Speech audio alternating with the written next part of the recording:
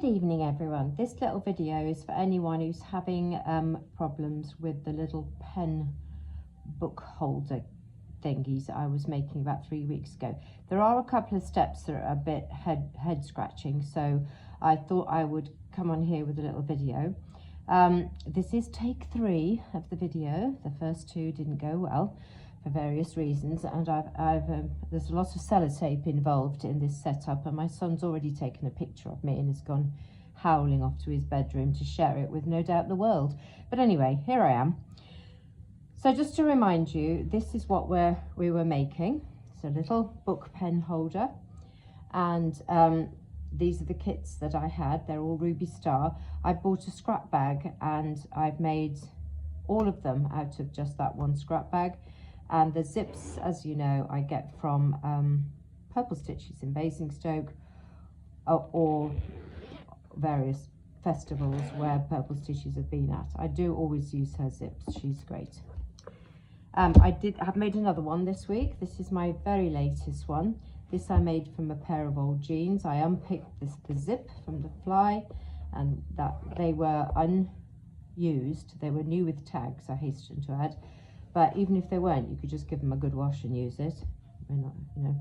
So this is a lovely thick denim. So I haven't interfaced this one, and it's a metal zip.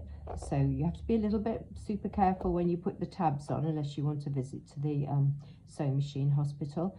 So, and I just put a little leather little strap on the end, just so you can pull it. So it doesn't have to be a fancy zip. You know, the old zips are just as good, and these are obviously very hard wearing because they come from a pair of jeans. Anyway, enough waffling. This is what you get in your kit. You get your 2 pieces, outside, inside. Sometimes they were the same, sometimes they were contrasting. You get a bit of fabric for the tab. This was in 1 piece in take 1. It's take 3 now, as I said, so this in 2 pieces. I'll explain in a minute. And a pretty zip. This is a plastic zip. Even though it looks metal, it is plastic, and you can sew over it. Okay, so the first thing you're going to do is you're going to attach your tabs. So as I said, this was 1 piece. What I did was I just took a scrap of fabric and I ironed under a seam at both ends, and then I just folded it in half. It's nice if it's in half because it gives you something to butt the zip against. So you open it with the seam like that, plop your zip inside, fold him over, and don't sew yet because you need to sort of make sure you've got the right size. Do the same the other end. So, okay, something like this. Put that in there, and then have a look. You get your main piece like this, and see how you're doing.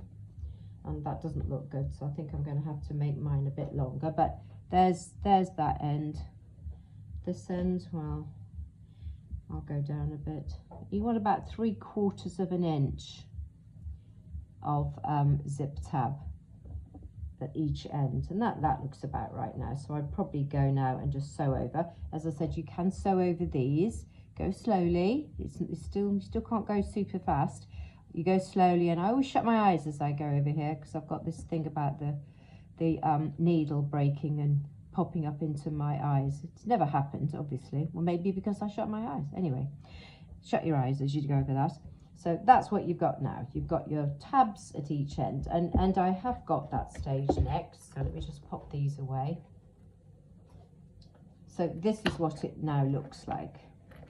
There's your zip. It's a blue one this time. I love this blue colour she does. It's a blue one this time, and there's the tab, and I've just cut the sides off. It's still as long. It will need more trimming. And what you do now is you get your main fabric. Make sure you've got if there is a pattern, that it's going in the same direction these little mushrooms are.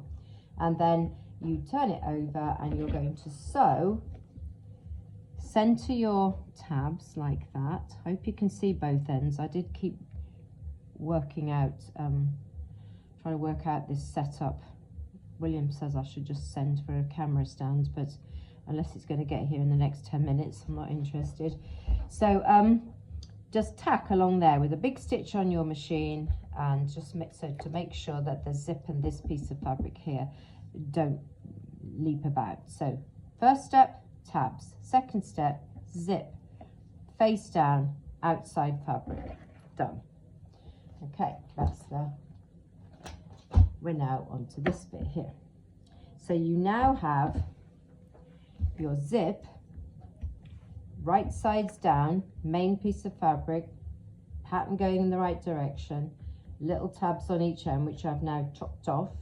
You can see this one's slightly smaller than this one. It's okay, the world won't end. And then you get your lining, and so this is a different lining. They were all different, these kits. All, as I said, all Ruby Star, so they're gorgeous quality. So you put this face down on top, like this. Now, because you've done that little bit of tacking, this zip is going nowhere. So if you don't do that, you'll end up with the zip sort of pulling in, and then it'll just not, it's not a good look. So I don't even pin this bit, I just put it under the machine, but you could pin it or clip it. And I usually shove that down, right down the other end. So, get to about here, lift the foot up, and then move the zipper pull right out the way again and finish. So you've then got your zip in between the two layers. I believe I have one of those I made earlier. Here it is. So I'll just rewind it back. That's the seam we've just done. So outside, zip, tabs, face down, there's the lining on top, okay? So now what you're going to do is you're going to sort of open it out, and your zip will sort of stick up like this. The pull should be facing the right side, and the back, the lining, again on this one, they're the same, so it didn't matter. And now you fold it over like that. So you have got the right fabric on top. That's the back of the zip. So this is the right, is it the right fabric? Yes, it is. No, it's not, it's the lining. Beg your pardon, this is the lining, this is the right side. So that's what it looks like. So you open it like this. So you've now got the fabric, right side, wrong side, zip stuck in the middle, and you're going to repeat the whole process that you did a few minutes ago. You're going to take this edge up to the zip like this, tack it so it doesn't wriggle about. I believe I've got one that looks like that. If you could see the mess on this table. Anyway, so here it is. So I bought, go back to this one. I bought the right side up to the zip, sewn, and now it looks like this. So there it is. And you turn it over, and you bring the lining up to the other side of the zip. Because it's been tacked, you can now sew, doing the same trick with the zipper pull, because it's these size 5 ones are quite big, so you won't be able to negotiate your way around there. And then we will have a sort of tube effect. Let me show you. Oh, where's the tube effect gone? Here it is. Here it is. Okay, so you have got this. No, that's not the right one. Okay, pretend I'm not starting this video again. Pretend I've not shown you that one.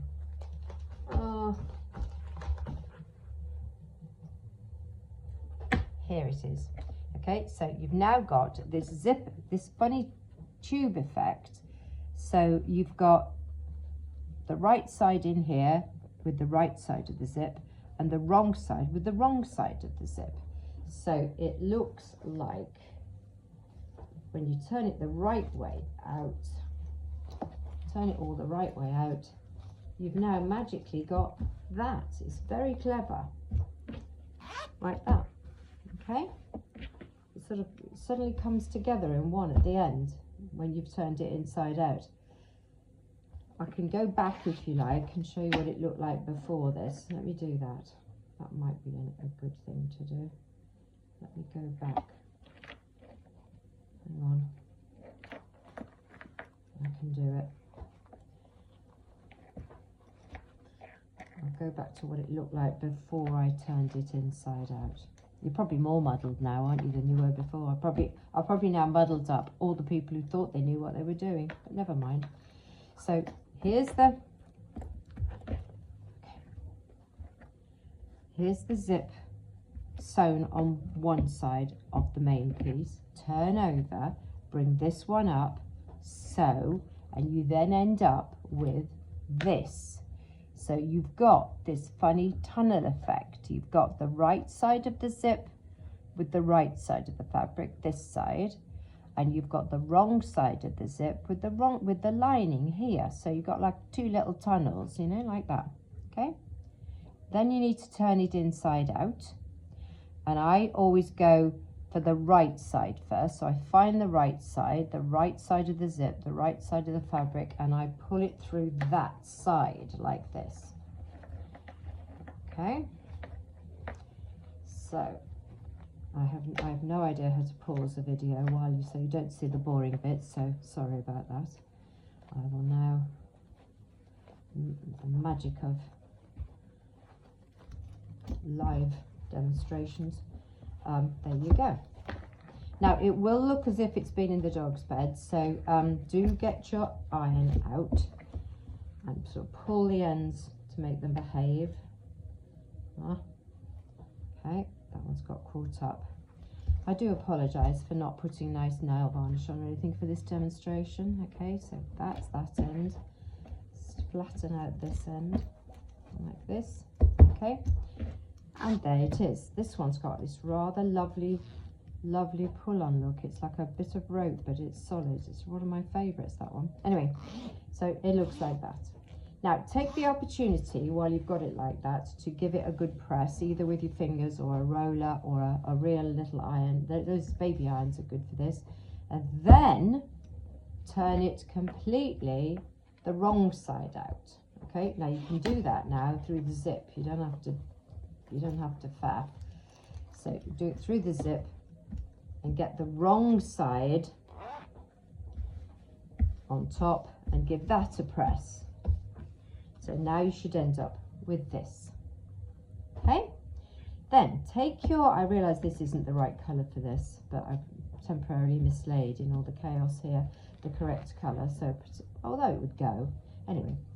So take your elastic, put it in one of the ends like this, poke it out a little bit, centre it, and then sew. Now I sew and then I zigzag, make it nice and secure, snip the elastic. Well, I wouldn't have it poking out quite that much actually. There you go. Oh, like that.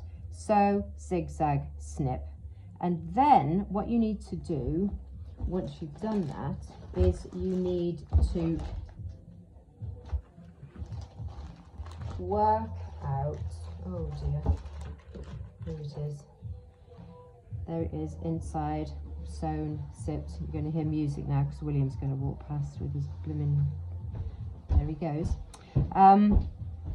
Snip it off, so snip all the dead ends off and you've got your elastic in here. Now, it depends what book you're going to put it on, doesn't it, as to how long it's going to be. So what I do is I turn it inside out. I really like this colour of fabric.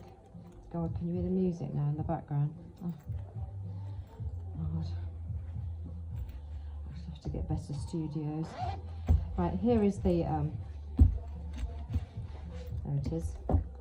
Here's your elastic, nice and secured because you've sewn, you've zigzagged. Now, put it on a book, like so, okay?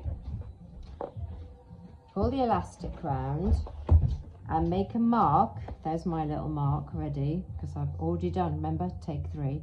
I've already done this twice. Put a little mark on there, about 1/2 inch in from the end. You're going to take 2 lots of 1/4, aren't you, in a minute. It's going to turn round on itself, so it's going to need to be an extra 1/2 inch. So cut here, and then you can, I'm afraid it's turning again, so then you can turn it inside out like this, and making sure you aren't twisting your elastic, of course. You can poke your elastic through this end here, find that little mark. Oh, there it is. Find the little mark, center him up, and then sew, zigzag. You could always at this point, if you're unsure, because undoing zigzag and a straight stitch and through elastic is not one of my favorite occupations. So you could always just do one line of stitching here, turn it inside out, make sure it was the right side, then turn it back again and maybe do another line and then some zigzag, because if you secure it and then find it's too slack, then you're not going to be happy. Okay, so then you end up with this. So there's my my little butterflies on this one, and it goes like this. It's really handy. I love these books, by the way.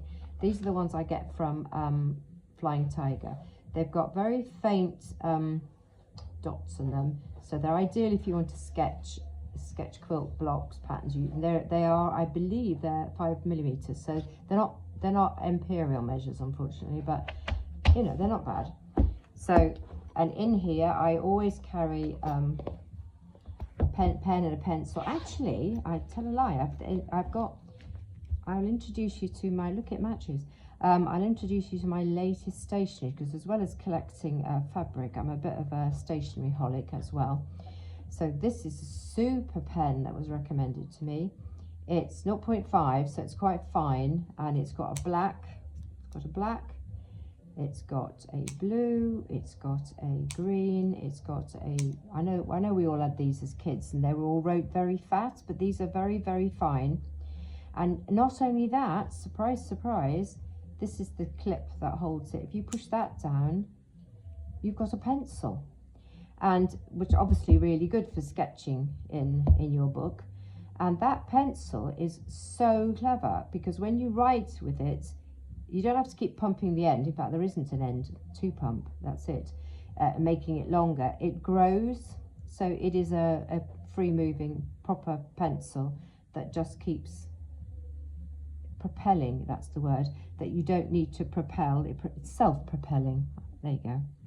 Anyway, I do not have shares in this company, but they are called, I don't know what they're called, it's all in Japanese. It's called a Uni 4+1, 4-in-1. Love it, love it, love it. And it just happens to match my, there you go. I will leave you with that nice little bit of artwork. I think that's all I've got to say. Sorry,